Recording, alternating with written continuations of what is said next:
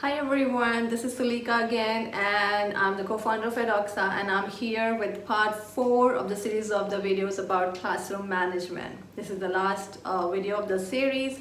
If you haven't watched the earlier series or earlier part 1, 2, 3, here's the link for you.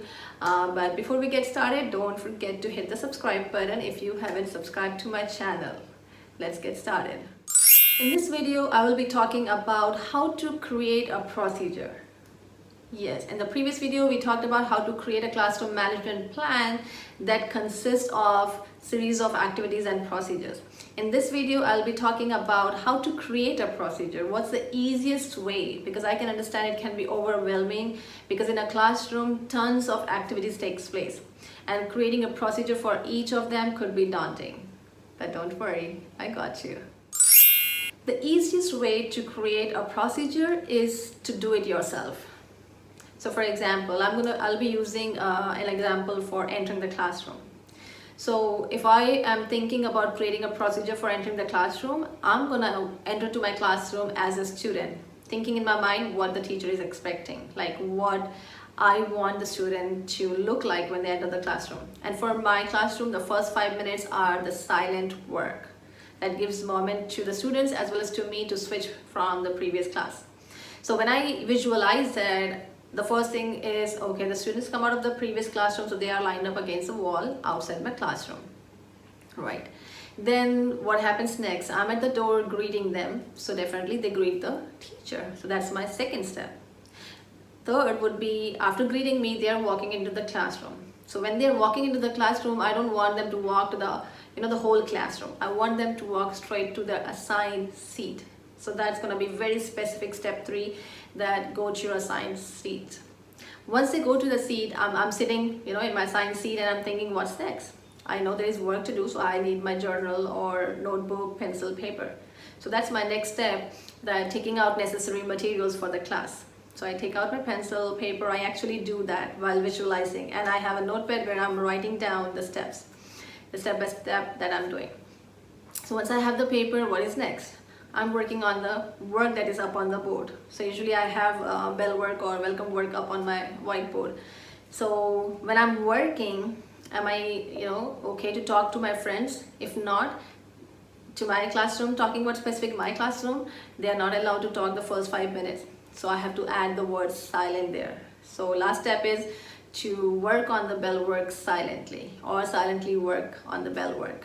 Silently do the welcome work, whatever vocabulary you want to use. There are so many: bell work, do now, welcome work. So that's how entering the classroom procedure has been created. Another example, tardy procedure. What do you want, or what do you expect from the students when they are late to their classroom?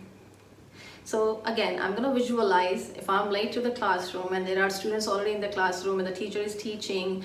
I don't want the student to come directly to the teacher interrupting, right? So I have to have a procedure in place. So my very first thing is, if a student is coming late, he or she needs to have a tardy pass from the front office. So the very first thing is walk into the class with the tardy pass. That means if you don't have the tardy pass, you are not walking into the classroom, because it's a conversation where you don't have the tardy pass, you need to go back, and that's going to take away my crucial classroom teaching time. So the first step is walk into the classroom with a tardy pass. Now what's next? If you have a tardy pass, I don't want the student to wherever I am, maybe I'm teaching a small group, I'm with another group of students teaching, or I'm teaching the whole class. I don't want him to come to me and stop me teaching and then give me the tardy pass. So I have to have a place where students just go and keep their tardy pass. So that's my second step. Place the tardy pass in the tardy bin, or whatever the place you want to name it. What's the next step? The next step is to go to the assigned seat, definitely, before coming to me, and start on work on the agenda. So these are the little things that students must know. And the last step is wait for the teacher. That means you don't have to worry about the teacher or asking the teacher what to do. As soon as the teacher is done, the teacher is going to come to you. So that's expectation. So this is 4-step procedure for tardy. Walk in with the tardy pass, put the tardy in the tardy bin, go to your assigned seat, work on the agenda, and 5 steps. 5th step is wait for the teacher. So once teacher is done with the group or the teacher or the whole class, my first thing is to go to that latecomer and catch him up with whatever is happening in the classroom. So that's another procedure. One more example, early finishers. I'm pretty sure we all have those students who finish the work the moment you gave them, right? Because they are faster, they have already mastered whatever you have taught, they finish early, and then they are sitting idle or involving in talking, distracting the other students. So I have a procedure for early finishers as well. So what I do is, when I'm sitting as a student, I'm thinking, if I'm done, what comes to my mind? Definitely the first thing is to look around the classroom, right? As a student, they look around the classroom. If they don't have anything, they look around their table partners, right? The students who are on their table. Because they have nothing to do, definitely they will try to, initiate the conversation. Now, if they are talking, the other student is responding, guess what? You lose 4 or 5 students in your classroom in terms of being focused.